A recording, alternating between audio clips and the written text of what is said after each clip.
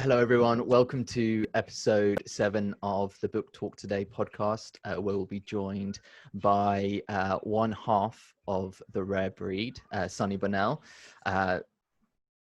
owner and founder of Motto Branding Agency and author of the book Rare Breed. Sonny, very happy to have you on. Thank you so much for coming on. Oh, happy to be here. I usually just go in straight with the question. And one of the questions that I had after reading your book was there any virtues that you had in the book? There were 7 in total. Was there any that you left off? What were some of the examples if you did leave them off? And what were the reasons why you eventually left them off the 7 that were in the book? Yes. So when we were writing, or when we were developing Rare Breed and determining which of the 7 vices we were going to put into the book, one thing that sort of struck us was that many of the vices, and we had hundreds of them, right? We had boards and boards of vices that were mapped out. And what we continued to sort of prove out was that they all laddered up to one of these 7 vices. The purpose of them being 7 was really this idea of the 7 deadly sins, but which was kind of a play on that. We knew that they each had to have a positive and a negative. They had to be as uplifting as they were undoing. And that was really important because not every vice is destructive in the way that we were describing in the book, so it was really important for us to sort of map that out. Things like, we would come up with words like relentless or perseverance, or at one point, I think, emotional was like sensitive or vulnerable, but we were like, but what's more than that? Like, what do people say? Like, some people will say, oh, you're too sensitive, but then we were like, well, what does that ladder up to? And we're like, well, actually you're emotional, so then you would hear more of you're too emotional, and what would be the dark side of being emotional. And even at one point, I think around audaciousness, we looked at hubristic or hubris, which was kind of hubris was almost always negative, but audacity is kind of the thing that can be positive, but it can also be negative. Like, hubris is not typically seen as being a positive trait. So again, each one of these things had to kind of have a sort of a positive and a negative, and we needed to be able to prove that out. But what was interesting out of hundreds and hundreds of vices is that they all sort of laddered up to these 7, which really became ultimately the 7 that ended up in the book. It was interesting in the book, and that's what I liked about it, is that you showed both sides of them, because it's very easy in your position to write books. I mean, I've read countless of them that give one side of the argument and say that is the one and only way. But like anything in life, it has its darker side, and that's something that I did like about the book, is that you gave both sides to it. Were you conscious of that when you started? Like, when you said that you wanted to ladder up to it, when you were choosing those vices and those virtues, were you very particular about showing that side of it, because from your experience that is the case, that there is a dark side to it? Oh yeah. I mean, I think that when we were learning that being defiant, dangerous, and different is a gift, which is the thing that was kind of the aha moment for us very early in our career, was that we were told that these things were bad, that we needed to be ashamed of them. And we needed to unpack why they were seen as negatives. And then most importantly, how was these traits something that would open a door for you, but also simultaneously close a door? Because if you are audacious, for example, you can use your audacity to do the impossible. But audacity can also be the same thing that closes that door, because you're too audacious, you're too opinionated, you're too outspoken, you're too audacious in everything that you're doing, that people think you're crazy. So because of that, or perhaps you are audacious in a way that that trait is backfiring on you in your life, work, and career, your business, whatever. it was important for us to explain what that really looks like, because you can't have one without the other. You know, and what I think rare breeds are able to distinguish is that they finally keyed into not allowing it to become the thing that is their undoing, but rather the thing that is actually the thing that's driving them to succeed. So what we've learned and what we've studied and what we've seen in our own work and our career, and even working with hundreds of leaders over the years, is that at some point in time, there's kind of an aha or an awakening within the individual where they realize that if they embody one of these 7 traits, that either it is something that's working for them or against them. And once they realize that it's working for them, or they know how to make it work for them, it really is truly remarkable what they're able to do. It's when you're young and kind of you're figuring life out and you're going through some of these, you know, just life things that you don't always know, especially if you're a rebel, for example. You might just be creating a ruckus, but have no reason why you're creating a ruckus. You don't even know why you're creating a ruckus. It's just because it's like who you are, but you haven't learned how to tap into both sides of the trait and actually know that that trait is either, you know, uplifting you or undoing you. So when someone taps into that, I think they really start to realize that the power that vice virtue has and what it can do in your life if you're using it in the right way, as a force for good, not as a force for evil. You know, if you look back historically at some of the greatest rare breeds throughout time, they were also some of the most evil. You know, we have a lot of really powerful, amazing rare breeds, but you know, I could speak to one right now in government. You know, but you know that, like, looking at Hitler, I would argue without a doubt that that Hitler was a rare breed of the worst kind. Yeah. But yet he was a rare breed. It's undeniable. And these individuals use these things for good or for evil. And that's what we sort of began to uncover. And we wanted to write a book that not only explored this thesis, but that no one had ever really talked about in the business context. No one had ever really kind of made the connection between vices becoming virtues in the business landscape. You know, again, I've read hundreds of these leadership books, you know, business books, like they're all kind of preaching the same thing. There's something about you that needs to change. But what if it didn't need to change? You know, what if it was more of learning how to harness it? Maybe it was learning how to awaken it. Maybe it was learning how to turn it into a positive. That's where we really wanted to focus the effort. So much of the book is exploring the positive and the negative of each of those traits. Finding those traits, do you think it's more about acquiring self-awareness, or do you think it's about acquiring, talking about how a lot of books focus on you have to go and get these leadership qualities, you have to go acquire these things. And there was an interesting metaphor that I found when it comes to the acquisition of knowledge, where it's actually you're mining it out of yourself, you're not acquiring it from someone else. It's a matter of self-awareness. So where do you think that balance is between self-awareness and acquiring it that way, and through your own personal experiences and learning about it, that balance between the good and evil of a virtue? It's a really fascinating question. I mean, I think a lot of the things that we have within us are already within us. And what I've learned, or what I started to see within a lot of people that I was speaking to about rare breed, or coming to hear us talk, or had read the book, was that they had it within them, but it had not yet really been activated or had been given permission to be let off the leash.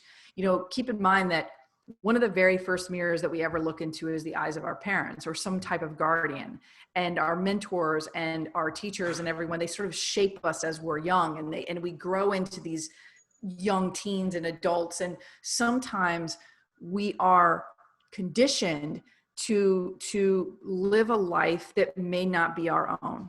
You know, it's not even a life that we saw for ourselves. And yet somewhere along the line, someone in our life kind of forced us back into a lane because they cared for us, but they thought that perhaps that wasn't the right path to go down. You should be a doctor, you should be a lawyer, you should be this, you should be that. You know, rarely are we encouraging the person, especially our children. I think we rarely encourage them to be who they are, because we're kind of sometimes scared of who they are or who they might become. We don't know any different, right? And so it's not coming from a place that we don't love. It's just coming from a place of, I want the best for you. I don't want you to have a hard life. But in doing that, sometimes we force other people to not hear their own voice. And what I believe is that we either become silenced or we become awakened at different points in our life. And some of us, I believe, truly stay silent forever. And if we can find a way to help others, and what really we wrote this book for was that almost became us. In other words, when we were starting out with our company, so our company motto is now in its 15th year. When Ashley and I started Motto in our early 20s, we dropped out of college. We started this company together with $250. Everyone around us, including our parents, kind of made us believe that we weren't cut out for it. You know, that the entrepreneurship was just, what were we doing? You know, I was on track to become a veterinarian. Ashley was going to be a writer and a journalist. And we kind of had these paths that were carved out for us. You know, ever since I was a little girl, I wanted to be a veterinarian. So I told everyone and anyone that would listen that that's the path I was going down. Well, I enrolled in pre-vet school and ended up dropping out to start a branding agency. Like how random is that? But everyone around us was like, whoa. Hold on a minute. Like, what are you guys doing? Like, you need a college education. You need to do this. Like, you know, what are you doing? And it not only when you hear that, do you start to question every decision that you just made, but you actually start to believe those whispers because you're like, well, maybe they're right. You know, maybe I should listen. Maybe I shouldn't be so bullheaded. You know, maybe I shouldn't be so defiant. And that happened to us. You know, we dropped out of school, started this company in a town where everyone around us was far more established, had far more money. We were working out of a tiny, tiny little 14 by 14 room in what I can only describe as an incredibly shady part of town where there was gunshots and it was pretty intense. And, you know, everyone around us was like, you guys just don't have it. You're not cut out for it. And that could have easily turned into us throwing in the towel. And at one point when we had which is how the name of the book even came about, was we had a conversation with my dad, who was an entrepreneur, who had a kind of a similar story to us in that he was a coal miner's son, grew up on a coal mining camp called Bertha Hill, was extremely poor, and left this coal mining camp with $150 and started his company. Nobody to help him, no education, nothing. And so I kind of had that blueprint of like, well, it can be done, you know, because he eventually like went on to become successful. But I remember feeling ashamed because I was like, you know, we're a year into business, we're not making money, nobody knows who we are. And we went to him because we were going to give up. And he said, you two are a rare breed, and not everybody's going to love you. And, you know, the people that do are never going to forget you. And you just need to dust yourself back up and dust yourself off and kind of get back. And it was almost like this kind of aha moment, I think, for him, because he was like, he was the one at one point who was like, oh, I don't know, like, can you pull this off? And now he was encouraging us not to give up. So what was interesting is he gave us that phrase in 2007, but we didn't write about it until 2019. So all those years, you know, we held on to this concept and didn't know how to apply it we knew how to apply it in business, but we didn't know how to apply it in, you know, it to become a book. So eventually, you know, 15 years later, it becomes a book. But I think what the point of that is that, you know, many people don't have that switch where they go, you know what, it's okay to be who I am. You know, the things that people are calling my weaknesses might even be my selling points. Maybe these are my superpowers and I don't know it. And that's why we wrote Rare Breed, was for those people, for the people who, not like we're a rare breed or you're a rare breed and you can't be a rare breed, but rather I wanted people to read it and go, you know what? Like, I have that in me. Like, and I'm tired. I'm on a path that doesn't make sense for me. And I'm listening to nobody. I'm listening to everybody else but myself. And what do I want out of this life? And that's why we wrote it. And I think it's the thing that I think really helps people tap into that sort of special something, is how do we get them to awaken that voice and actually activate it so that they can go on and become whatever the one of a kind is in whatever they're doing. So that's kind of the long answer to that question. I think that you made a good point in the fact that I think everyone has that voice. It's a lot of the time it's the people who you surround yourself with.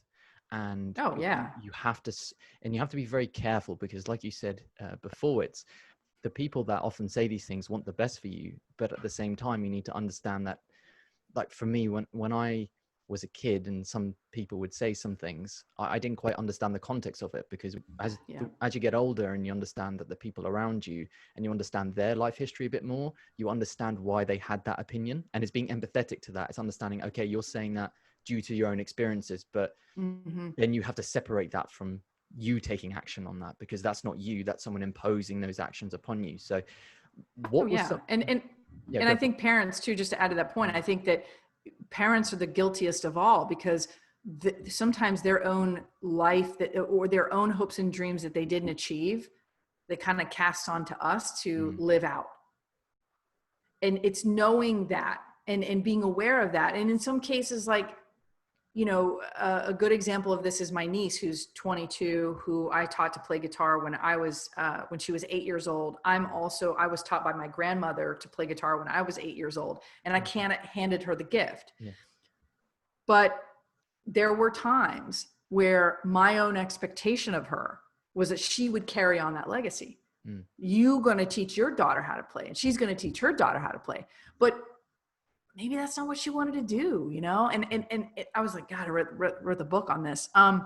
But you know, you forget, because you want them to accomplish and become everything that maybe you did not become, or that the goals you did not reach. And I think what happens is, you know, over time that can chip away at our own individuality, our own identity in the world. You know, on the flip side of that, you have people who are incredibly encouraging of who you are and want to celebrate that. And that, when I see that, that's really amazing. It's not those people that I'm worried about. It's the people that can't hear their own voice, you know, that they don't know what they want, or they're living a life that doesn't feel like them or doesn't fit them. And they're struggling to sort of figure out how they activate that voice so that they can become all of who they were meant to be. And, you know, that there's a real need for those to speak to those kinds of individuals. They need to hear this message. Apart from the message, how would you suggest, from your own experience and you saying this message and meeting people and going out to people and talking about the book and talking about the ideas in the book, if someone is struggling to find that voice, or perhaps they are suppressing that voice because they're scared, or they just haven't listened to it in the past, how have you seen some people make that change? What are the kind of steps they take to then start to listen to it? Because for some people, it would be as easy as reading the book or listening to you speak and being like, yes, I need to do that. But for others, it takes time. What are some of the steps do you think that people need to take in order to harness that level of self-awareness that's needed? I think it's about finding the thing that kind of makes you come alive. I mean, I know some people that, you know, were accountants who were like, you know, their dad was an accountant, their grandfather was an accountant, they became an accountant, and their true passion is cooking. Like, they wanted to be a chef, you know? And, you know, what I encourage people to do is, why are you following that path? Was it because you felt pressure? Was it because you felt that you couldn't break away from the pack, you know, that you couldn't break away from the lineage? There was so much pressure to do that. I had coffee back in New York with a guy who's been he's a realtor. His entire family is like known for like New York real estate. I mean, his family like bought up several parts of the seaport area. Like his lineage is long and strong. Mm. And I think they're like Italian. And he's like, yeah, you don't break away. No. He's like, we're all in it. Yeah. He's like, you don't leave. And I'm like, what do you mean you don't leave? Like, he's like, well, this is just, it's not really my passion, but you know, this is what our family does. And I'm like, I mean, It's really I get difficult. it, you know, I understand it, but it's like his loyalty to the family was bigger than his own need for happiness. And on the flip side of that, like, why would you as a family be like, no, this is what you're going to do come hell or high water? Like, this is what you're going to do. And you know, little by little, you've squashed every bit of happiness out of that individual because they're not doing what they love.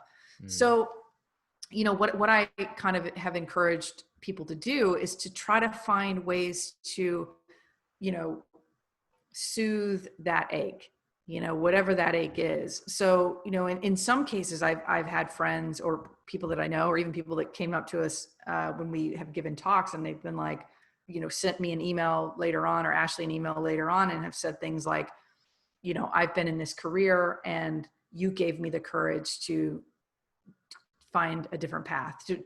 I have been aching for this. I've had this longing for a very long time, and you've given me the courage to explore it. So I think that it's more about at least hearing it and heeding it, and trying to find ways to chip away at that and find out if that can be something that you do. Because I would rather slave away on something that I love than to give my life for something that I hate. So that's the thing that we have to remind people is, how do you give yourself fully to something that makes you come alive? What is that thing? And go for it. You know, we say in the book, chase down your passion like it's the last bus of the night. Like, go for it. What are you waiting on? I've done it, you know, I did it. I've done it 2 or 3 times now, you know. Even with this show, we have a video show called Rare Breed, where we sit down with cultural provocateurs, you know, in a variety of industries, and we talk to them. We explore one of the vices in their life and have kind of talk deeply about when has that been, you know, as we talked about earlier, when has that been a key to your success, and when has it also backfired? And we go really, really deep on the topic. But, you know, keep in mind that a lot of people told us that we couldn't do that show, you know. Well, you're a branding agency. Like, you guys run a branding company. What do you know about EPing a show? What do you know about creating a video series? How could you, you know, not only did we executive produce it, but we wrote it, we starred in it, and we handled the entire orchestration of that while we were running Motto and writing the book. Like, crazy. But, you know, we're also kind of firm believers that the more you tell us no, the more we're going to like punch the wall. And I would say that too. I would say that, you know, my best advice is that you're going to hear no, and you're going to hear no more than you will ever want to hear no. But you just have to know that that no can become a yes. And it only takes one, you know, it only takes one. And you just got to keep pushing, you know, through the wall, whatever the wall is. You just got to keep chipping away. And eventually you will reveal yourself to yourself, which is where self-awareness comes to play. Yeah, that's why I think the obsession part of the virtue is so important, because I think it's momentum at the end of the day. Once you get started and once you start making some small wins, then the doors open. And I think confidence comes into play, and then, you know, you start surrounding yourself with better people, and then sort of it becomes apparent to you about why you didn't do it sooner. I think. And the more people take that small step, I think the more confidence, because it's confidence at the end of the day. I think when people are struggling, it's, oh, maybe I can't do that because I haven't done it before. And they make some small wins and they find out that, yeah, okay, I can possibly do this. And they just have to keep on going and going. And that's why I think the obsession part on Virtue 3 was really important, because when you, obsession has a bad rap to it, because I think people think obsession, they think closed-mindedness. But I Mm-hmm. think that's not the case. When you're obsessed, Yeah. you are, I think it's the opposite. You're so open-minded to taking yourself to a different level and learning new opportunities that you become obsessed. You don't worry about getting 4 hours sleep when the science says 8 hours of sleep, or you don't Yeah. mind staying Yeah. up all night because you know that that is what you want to do. And I think you're right. You need to encourage people to find out what that thing is.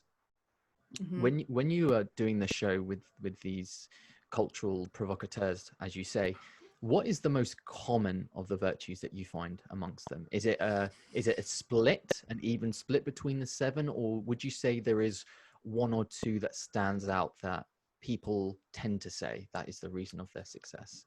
Yeah. Well, the show is a little bit different in that, uh, our very first pilot episode was with Charlemagne the God, who is known in the world as a very strong, opinionated Black man who Mm, is extremely uh, prominent in that community.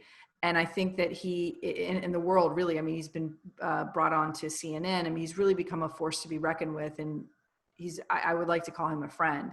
But we originally sort of the way the show is set up is that we work with them to identify which of the prominent virtues they believe is the one that has led them to this kind of success. And in Charlemagne's case, it was audacity. He dreamed himself out of a dirt road, and has now become one of the biggest multimedia personalities in the world.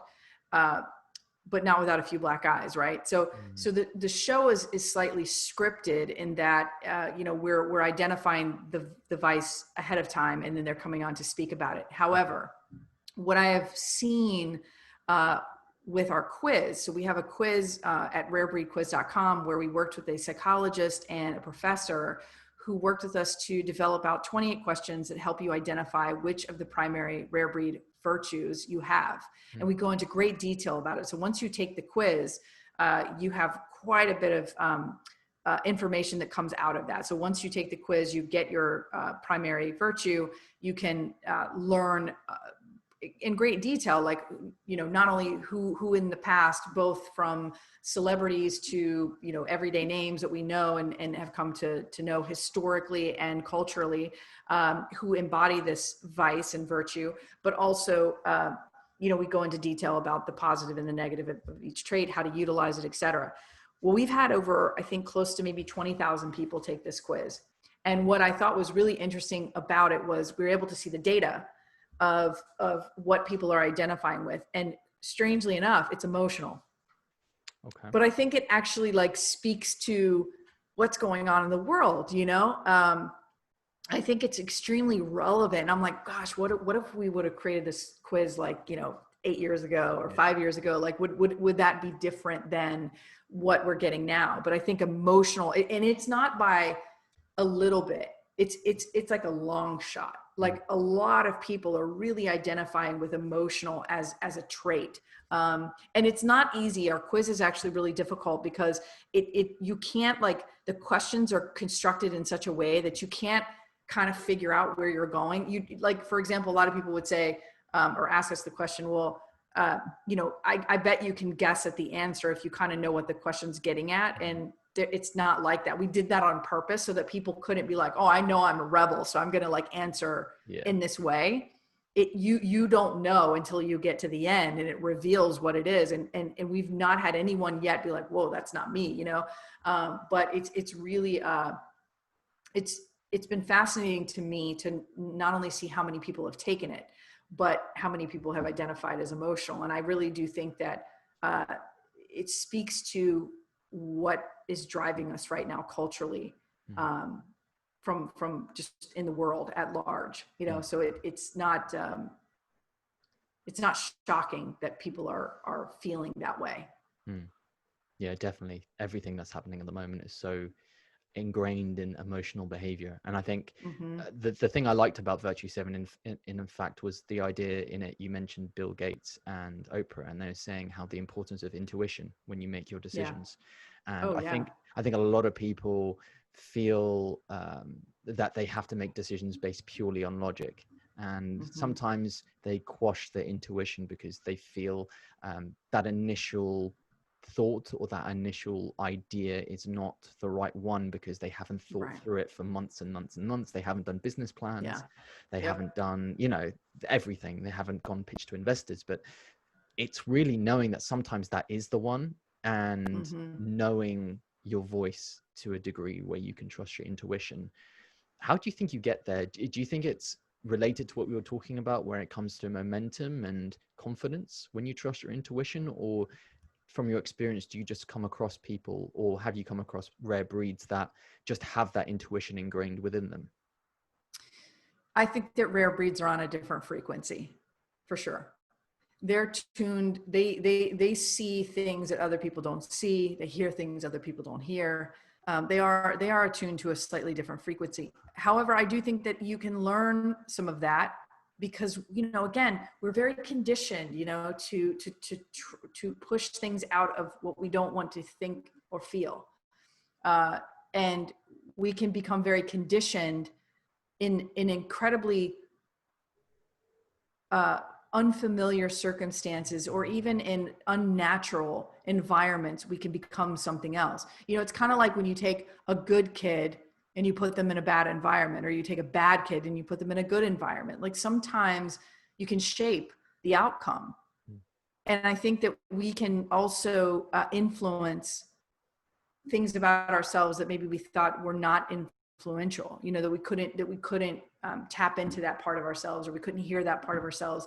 I think it's actually taking time to hear, you know, to listen, to pay attention to what you're feeling in the moment. You know, what a great example of this that we talk in the book is a story about we were on a conference call with someone who, you know, not to go into great detail, but this was a CEO, and he started belittling his marketing manager while we were on the call. And when you're in that type of situation, a lot of times I've been in that situation before. And I think so many of us were like, we're like, God, this is really awkward, you know, Yeah. and you're kind of saying that to yourself and you're like, this is really weird. Like, I just want to get off this call. But you do nothing. Like you just kind of look the other way and pretend it's not happening, or you know what I mean? Like you kind of try to drown it out and move the call forward. I have been on some weird calls, you know, like throughout my career, where I was just like, what is this? Like, am I the only one who's thinking this is like super bizarre? And, you know, we've all been on them, right? And you're like, okay, this client's being super strange. Yeah. And, you know, keep in mind, like Motto, we work with global brands all over the world. We have Google, we have 20th Century Fox, we have, you know, huge clients, and NFL. And also like a lot of challengers. So our entire business is around helping leaders and teams and organizations align, and help them kind of find the big idea and find out what makes them really special, and help them sort of think like a rare breed and act like a rare breed. And so we just have some really tense moments because we're working with people, you know? But anyway, on this call, you know, he's like belittling this marketing manager who is female. And I remember kind of looking at Ashley, and I'm like, I think something's she's gonna say something, because it was so over the top that it wasn't even something that you could kind of look the other way and pretend wasn't happening. Yeah. And we shut down the call immediately and said, we don't like the way that you're talking to her. And if that is any indication of how you will work with us, we don't want any part of it. And this was like a $400,000 project. Like this was game changing for us. And the fact that we spoke up and said that, like, I was like, how many times has he done this, you know? And in front of other people, other calls, other situations, and how long has she taken it? And I was like, this has to stop, you know? And so you kind of speak up in the moment. You're like, oh shit, you know, what do we just do? Yeah. But what happened is she ended up emailing us after that call and said, your courage gave me the courage to find my own. And she put in her resignation that day and she left. And, you know, I was like, how many of us don't speak up? You know, how many of us like know inside that whatever the situation is isn't right, and we don't do anything about it, you know? So emotional EQ is extremely important. I think it's probably one of the most powerful assets that you have, to be able to listen in a room, to be able to pick up what's not being said, to tap into the emotion of someone else, to reflect back to them what they're saying to you and feeling to you. Like, it is such a underestimated gift and such a powerful tool that I think a lot of people don't even know how powerful it is. Because again, if you think about companies and organizations, they make you check a good chunk of yourself at the door. So they don't want that. Humans are messy. You leave that at home. You don't bring that into the workplace. But I am, in what we are educating a lot of the teams that we work with and the workshops that we do. We have one component of the workshop that we call a rare breed workshop, where we actually work with them on their differentiators. But we also have another workshop where we teach leaders and teams how to look for rare breeds within their organization and actually celebrate them, learn how to harness them and not suppress them, because our natural instinct within companies is to push those emotional rare breeds out. We want to like shove them out the door because we're like, you're too messy for us. Like, we don't need that. But on the flip side, emotional rare breeds can also be very dangerous, because they can read things that aren't there. They can, read into situations that they can become overly emotional and overly sensitive to things that you said or you did, that you were like, how would you ever get that from that conversation? And they took that away. So that's the balance, of knowing and teaching how, not only people how to learn, how to be aware of that, but also teams and organizations how to know when you have an emotional rare breed, what works for them. How do you support them? How do you not let them go off the deep end? Because it's easy for them to do. It's easy for emotion to take a hold of us. In regards to that last story you were talking about empowering that person to leave, by speaking up, which I think is so powerful, especially when you see some form of injustice, whatever it is, whatever avenue it is. I think it's ever more important to speak up. In the last 15 years of seeing the political and social environment changing, do you think it's now a lot easier to have that conversation and to say those things than it was initially when you started? When, with everything that's going on politically and socially, do you think now it's a lot easier to say, okay, that's wrong, and put the phone down, whereas before it would have been a lot more difficult? Oh, I mean, 1,000%. I mean, Ashley and I have still to this day, have experienced all kinds of that sort of subtle suppression, direct oppression. Like you feel it, you know it in teams, you can read it in the room. There's certainly, like, a lot of people who still have an old way of thinking. There's a lot of diversity and inclusion problems. I think when we were starting out specifically, we were in a very conservative town, so it probably made it a lot more prominent. It was more like in our face because we were young women, in a world where 60s admin were the norm, and here we were, two young girls, speaking out and being opinionated, and we know what word that starts to conjure. I think it's very much prevalent now. But you are seeing more and more people step forward, speaking out at injustice, calling people out. And, are we in cancel culture? I mean, are we too sensitive? Like, it begs the question. I mean, it's certainly worth putting both sides of the argument on the table, but I think it is so important for people to be seen and to be heard and to feel that their life has been witnessed in some way. And so when I think of, people in organizations that have gotten away with racism or, women being harassed. I mean, some people that cultural figures that we grew to know and love. I mean, look at like Mario Batali. I mean, it's like, you were like, that him? What? Like, you're just like, really? But you hear these stories and you're like, wow, like, all this was going on and people weren't saying a word. They were just protecting their job, protecting their work environment, and meanwhile, all that is going on. But I think now it's becoming, women, especially minorities,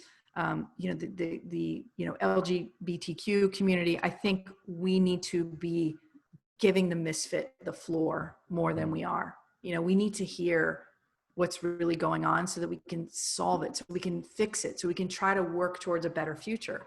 But we'll never know if people don't speak up and don't say what's going on. You can't course correct if you don't know that there's sexual harassment going on at this leadership level of one of the greatest shows in America, and are we preaching falsehoods and behind the scenes we're somebody else? So I think it's important for this to take shape and for us to be given a voice. I think it's certainly easier now than it has been, but we've got a long way to go.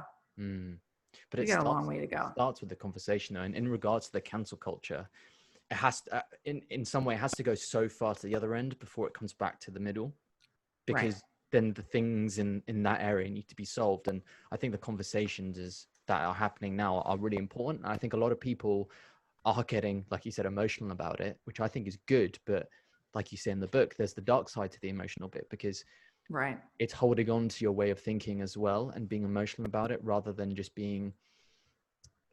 having the awareness to know that the conversation is the most important thing, rather than who's right and who's wrong.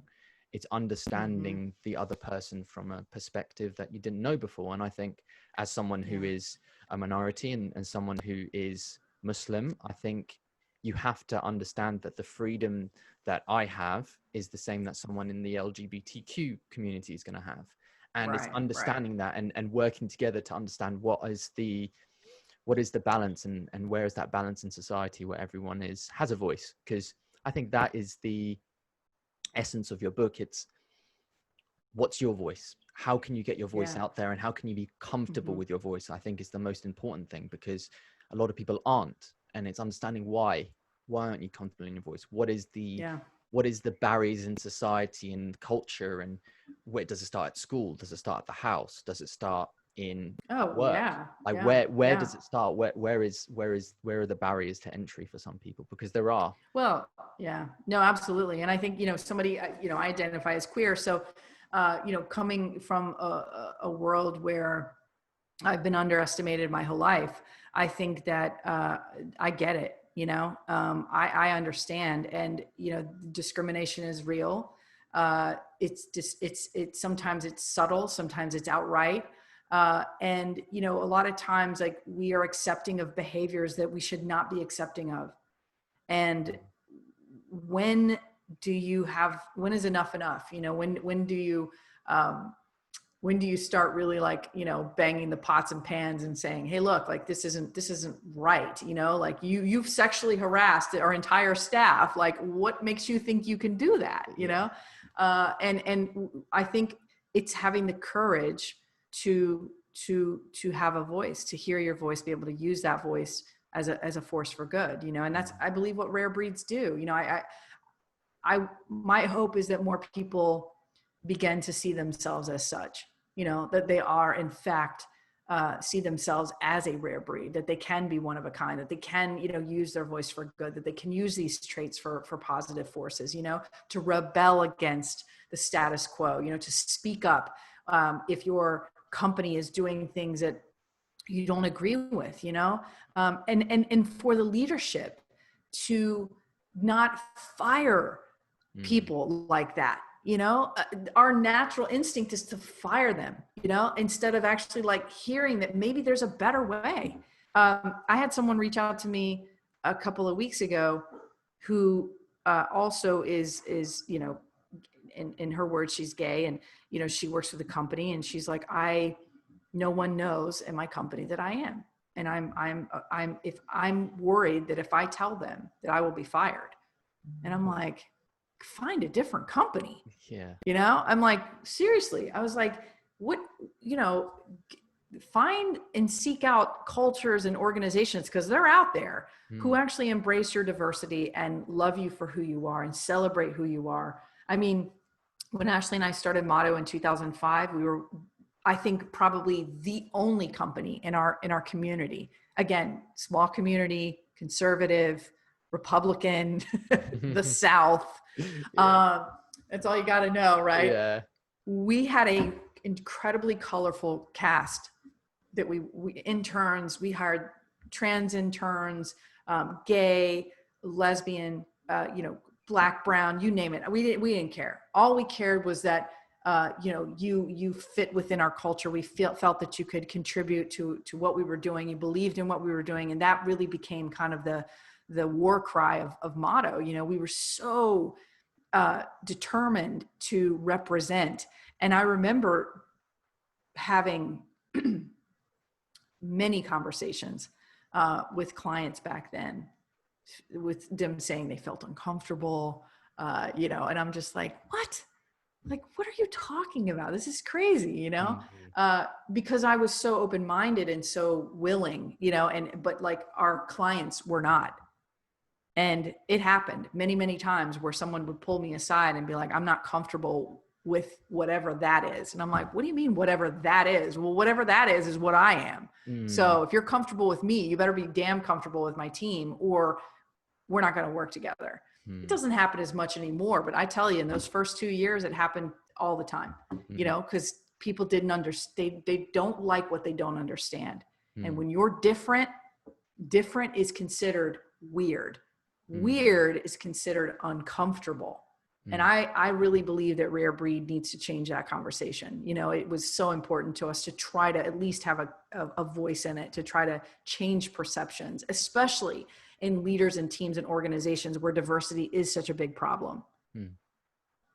Are there still, before I get to that question, related to that last point, do you, when you were having those relationships with clients, perhaps that were uncomfortable in those situations, as a leader, how difficult was it to balance the idea that, okay, this project could be great for the company, but at the same time, you don't want people to be uncomfortable or your staff to feel uncomfortable? How do you balance that as a leader? I think it's finding better fits for you as a company. So, back then we were pretty rogue and young and did not, we never had anyone to really look up to. I mean, my dad, of course, but, he was in an entirely different industry, construction, branding, they're slightly different. And we didn't have anyone else in the industry that we could really look up to, because we'd never worked for another agency. So there was no one really to kind of go to and say, what are we doing wrong here? So a lot of it was very rogue and kind of off the cuff and instinct driven. We made a lot of our decisions that way. And a lot of the way we built our business was kind of, funny enough, the thing that we were told not to be, it has now become the thing that we're sought out for. We always say, like, we were fired for the same reason we were hired. But it's true. Like in that world, right? I think that, we kind of were unhinged at times. And as we've gotten older and we've gotten better and we've led more and we've worked with more companies and we've now sort of been able to have those more challenging conversations, what I learned was that it was about the fit. And what I mean by that is, in the early days, we didn't have any kind of cultural code or perhaps a set of ethos. We had ethos, but it wasn't quite like pinned down enough.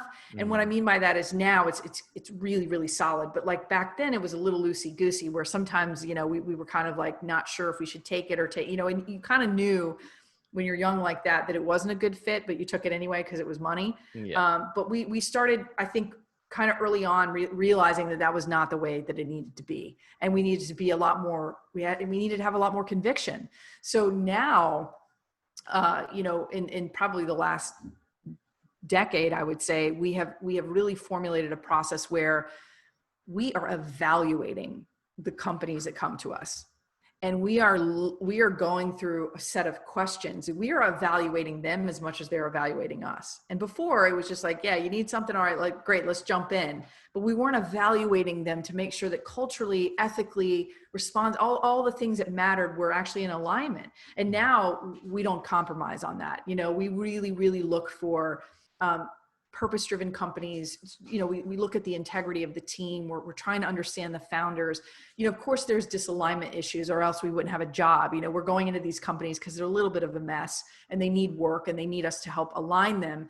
But, we're looking for, like, is the heart good? Do they want to change? Are there things that need to be fixed?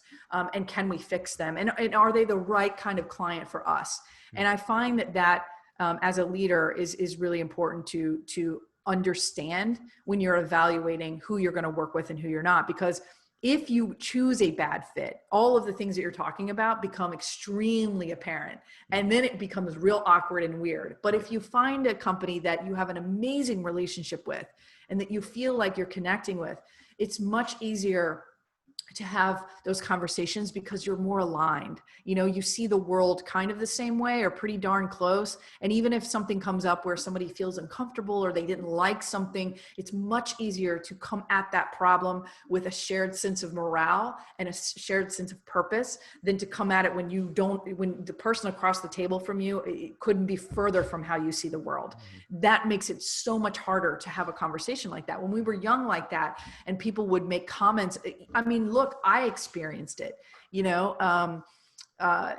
being kind of I'm female, but a lot of people might argue that I'm sort of, somewhat androgynous in a way, not totally like girly, but like certainly not really male, but like kind of in that spectrum, where you're like, okay, like something's different. I experienced a tremendous amount of that discretion and feeling like I didn't belong, it didn't deserve a seat at the table.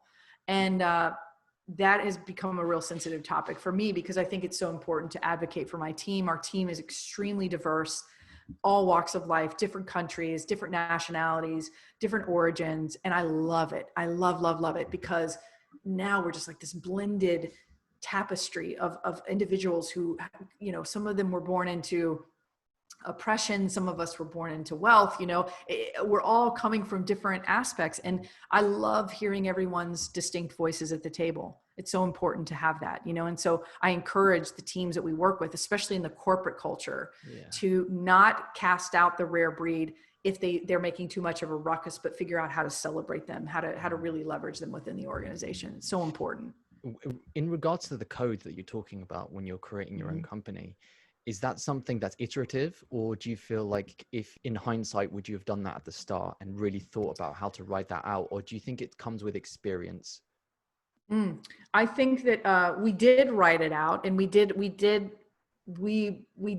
have kind of this rogue manifesto that we had written, but we were not equipped, I think, at that point, the first year into business, like we were just trying to survive. We were just trying to get clients and get work, and probably there was a lot less on the line in terms of the clients that were choosing us at that point. They were probably really small, and now we're working in hundreds of thousands of dollars where so much more is on the line, and who you're working with really matters. But even when I think back to some of those early projects that were like $250, legit like logos back then, how even just the wrong fit and not understanding the questions to ask and just being kind of like learning was important. But I think we caught on really quickly. I think a lot of companies don't. I think they operate their business like that for like a decade, with no compass at all. And that's where I believe that if you are in that situation where, you're a year or two in, you're starting to gain traction, you are starting to get some revenue in, that's what we have companies do. One of the first exercises that we work with companies on is their purpose, vision, and values. What are we fighting for? What is the world that we hope to create? And what are the values that we uphold? What will we absolutely not compromise on? And I'm not talking about things like integrity or, honesty. Really, can you uphold those things? Like, you can't tell people to go and have more integrity. They don't know what the hell you're talking about. Yeah. So, when we're really formulating that, we're asking the question, what will we do and not do? What will we compromise on? What will we not compromise on? What does that look like? How do we frame that? And how do we create scenarios so that when I tell you, we believe that the stumble is part of the dance, what do you mean by that? what does that show up as within your organization? Because I get it. I know what you're saying, but like, how does that apply to me in a work environment? The stumble is part of the dance. Do you mean it's okay to fall sometimes here within this organization? Is it okay that I fail at times, and will you support me and get me better and help me become better? Those are the kind of exercises that we work on. So very early, probably around 2007, right after we had that conversation with my dad, it just sort of something clicked. And after we had some bad experiences with some clients that were not a good fit, we began really quickly writing things down. What do we will tolerate? What will we not tolerate? And that really became our culture code. And it's now what we do for companies. We help companies get that out of their heads, and the way that they're just like visionaries, just kind of work and operate and think everybody else needs to know what they're talking about. It's for us to kind of come in and help them crystallize that so that everyone else around them knows what we're fighting for. And then when they're in a situation where, let's say they're in a call with somebody who starts to berate somebody, what are they going to do? Yeah. They will know, we don't tolerate this kind of behavior. This is not accepted in our organization, and I have the authority to be able to say something, whereas in some companies, you're going to be pushed back into the lane. You're not going to say a word. You're going to let that's somebody else's job. That's HR's job. It's not, it's your job too. You know what I mean? It's definitely your job. With these companies, you don't have to name names. I'm just interested in, you don't have to answer this question, but what are some of the common flaws that you still see when you go into companies? What are the things that you see from time to time and you think to yourself, I thought that was over like 20 years ago. Why is that still a thing? Why? Oh my God, every day. Yeah, you would think, you're like, I feel like we've come a long way from that. And it probably surprised honestly, you given the size of them. Every day. Yeah. Oh yeah, every day. Our entire business is helping companies work to identify the idea worth rallying around, helping them crystallize the visions, the vision, the values, the purpose, helping them align around that big idea, helping them execute that big idea and operationalize the brand throughout their entire organization. So, marketing is not someone else's job. Brand is not someone else's job. Brand belongs in all of us if we work at this company. And so much of our work, believe it or not, is education. Helping leaders and teams think more critically about the importance of brand within their organization. Now, some of them, even the big brands, like they know it, they've built monolith brands, but at the innovation team, right? Let's say that there's a big company and they have an innovation lab or an innovation team. What you will often find is that the innovation team wants to do something extremely bold. They're just aching to create something new and innovative. But from the top, by the time it gets to the top, it's got so many damn bullet holes in it that you can't recognize what the idea was anymore. Probably because it's gone through finance. Yeah, it's went through, it just went through people who don't care, don't understand brand, don't know, and they've just shot down probably the thing that could make their company have that competitive edge that they've been looking for or needed. And so I'm still surprised by it every day. I'm 15 years in and I've worked on some of the most complex branding problems in the world.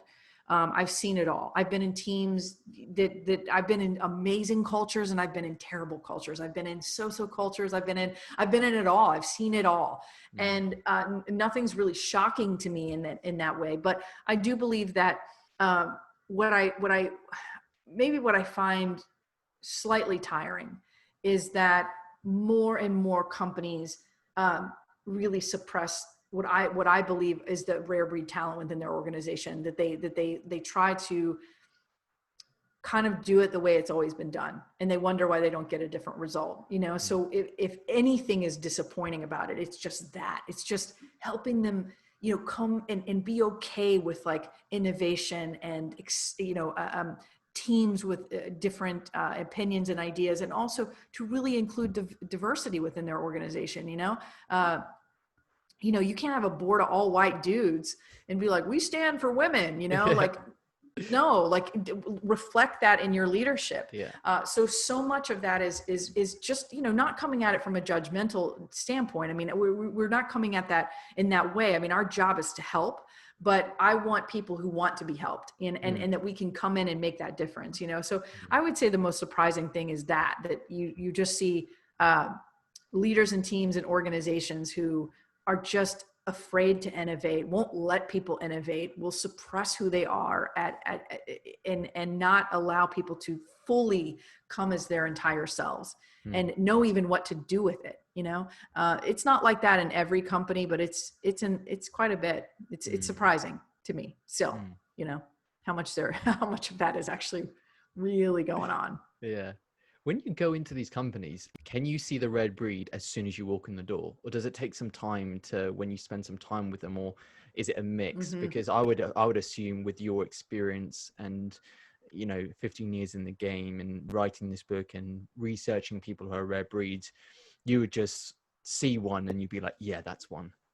Oh yeah, totally. I mean, we're good, we're good at it. I don't say that in a way to like, be arrogant, but it's true. Like I'm so good at the room now. I can read an organization because we've solved so many of the same problems again and again. And so you're seeing the same kinds of things again and again and again, and you kind of begin to recognize patterns and you have pattern recognition. So I think that part of it I've gotten pretty good at, but I never go in thinking I know it all. I go in to listen. I'm trained to listen at kind of again, what's being said, what's not being said. I also try to be very inclusive. So when, say, we're in a room full of executives and there's some people around the table and maybe 3 or 4 of them are extremely dominant, it's very important for us to hear the other voices in the room. And sometimes what I'll find is that some of the quietest are often the most profound. Some of the people who aren't the loudest in the room obviously are the ones that sometimes are keepers of really important information. And they've been drowned out by all of the more confident people.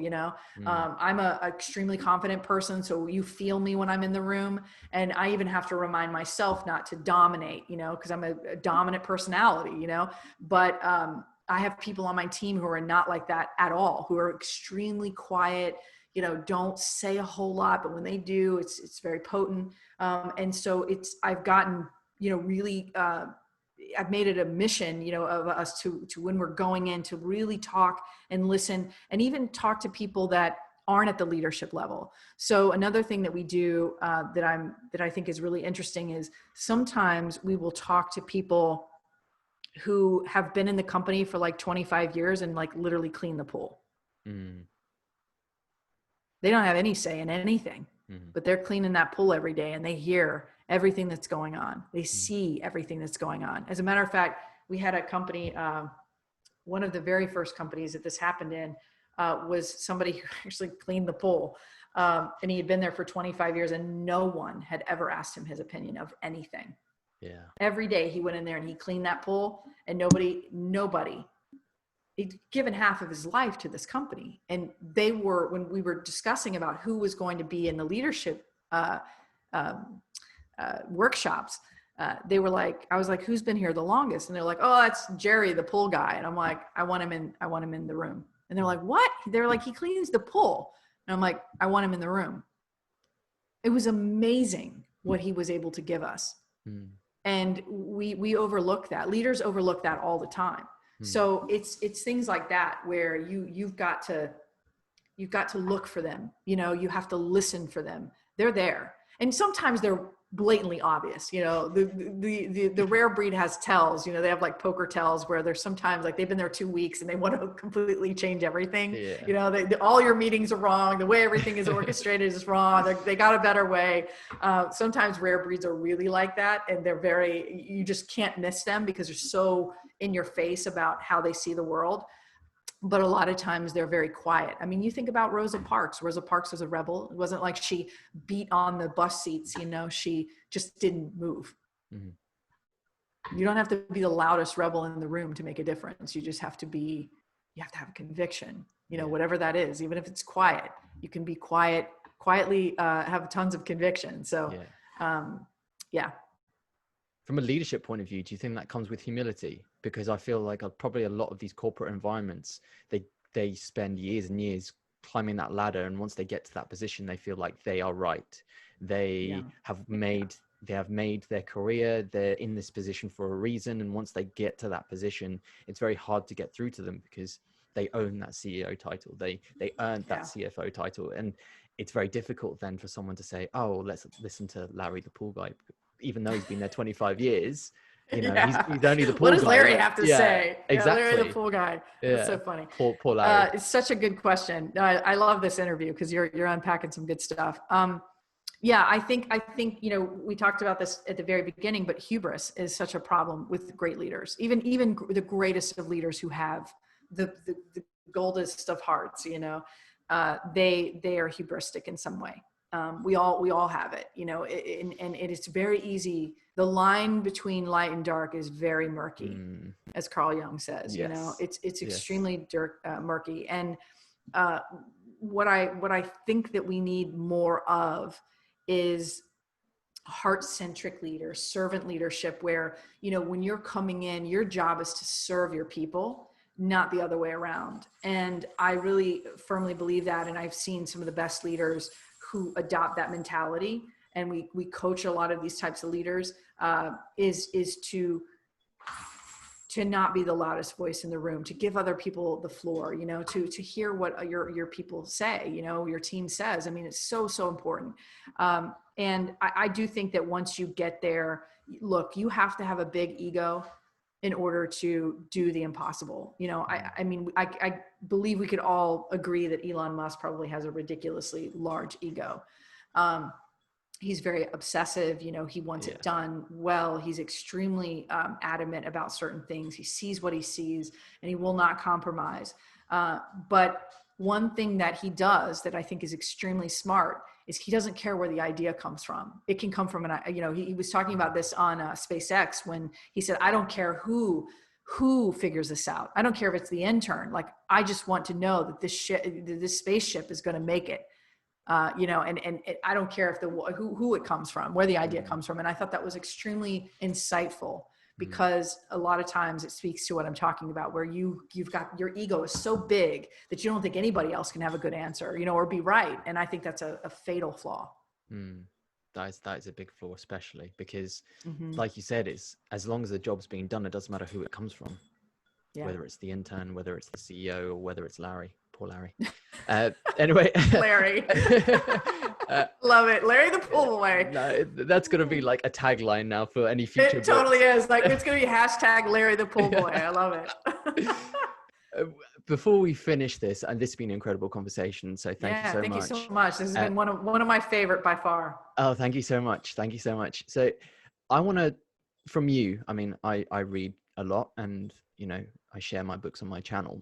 What have been some of the books that you've read? And obviously you're incredibly well read, because your book cites many of them. When you were writing this book, when you were researching this book, which were maybe perhaps the 2 or 3 books which you read that you felt powered the voice of the rare breed, or became the framework in which helped to write the rare breed?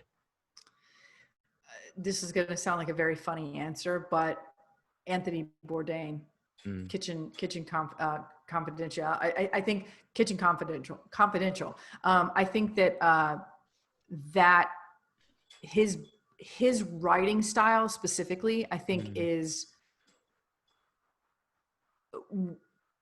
in my opinion, Anthony Bourdain was one of the most provocative voices that we've ever heard, both from a show standpoint, you know, with Parts Unknown and some of his other, you know, No Reservations and some of the other shows, but his books specifically really, and they had nothing to do with branding or really anything to do with business per se, not in the traditional sense. We didn't read any business books. I know that sounds terrible. We actually read a lot of like poetry and like Pablo Neruda and Charles Bukowski and things like that. Like we're actually read a lot of that kind of work. We tried not to read a lot of business books. because I felt that would we would maybe fall back into the trap of what they'd always written about. And I didn't want to do that. But I felt that Anthony Bourdain's voice and writing style was extremely provocative and fresh. And he kind of wrote like a rogue poet. And sometimes Rare Breed has notes like that. Like there's a lot of passionate metaphorical phrases that we use a lot that we really tap into. And, I would say that is very influential from our writing, like, Charles Bukowski, Richard Brautigan, Pablo Neruda, like Rumi. I mean, you can see a lot of like the influence if you actually looked and you knew us and then you knew how we wrote, you would have been able to pick that up. But it doesn't sound like a traditional business book. And I think that's what we're the most proud of. Even though we do talk about stories and we refer to people in the business world, I felt like it's written in such a unique voice, and I'm not saying that just because it's ours, but I really do believe that we strived very hard to write something that you would want to keep turning the page. You would want to know what we were going to say next. And it was also important too, that you felt the influence of, where we had come from. We didn't want it to be a book about us, although strangely enough, we've gotten quite a few people who've written us, who kind of criticize the book about that. As a matter of fact, I think we got 1 star on Amazon. That's the only 1 star that we got, I think. And the guy was like, this is, they should have talked more about themselves. And we were like, shit. But they, his complaint was that we didn't go deeper on our story.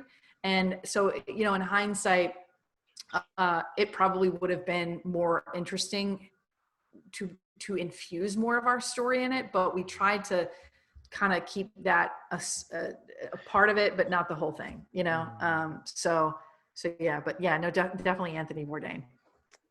That was our North Star. Yeah, it's incredible because so many people have referenced him, and I feel very much in the dark about this because I didn't really know much about him before what happened to him and what he did. And I mean, I haven't watched any of his shows. I don't really know much about him, so I'm definitely going to go read it. I'm definitely going to go pick up that book on your recommendation, and I can't wait to see. I know we were talking before this started about your recommendations on hats. So that's 2 recommendations you've given me, that book and Kitchen Confidential. Kitchen Confidential, and some list of hats or fedoras. And we can add that to the list. Anyway, cool. Thank you so much for your time. This has been amazing conversation. And this was so fun. And so for anyone who wants to know more, where to find you, where can they find you? Yeah. So if you want to learn more about the agency, it's wearemotto.com. And we're also on Instagram and LinkedIn at We Are Motto.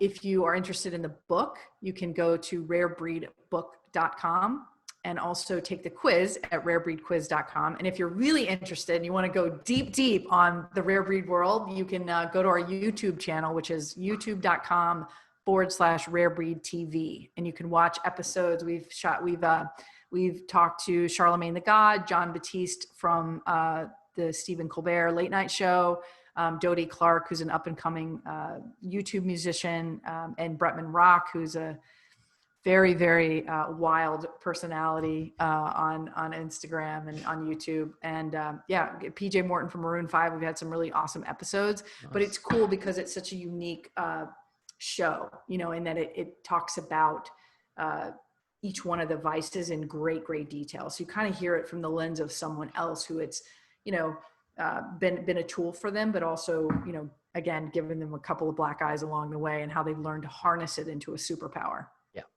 Yeah. Sounds amazing. Awesome. Anyway, thank you so much. Yeah. This was so much fun. I look forward to the next one. Talk to you soon. Yeah, for sure. Ash will be on the next one. Definitely. I look forward to it. Thank you. All right, cool. Thanks. Bye-bye. Bye.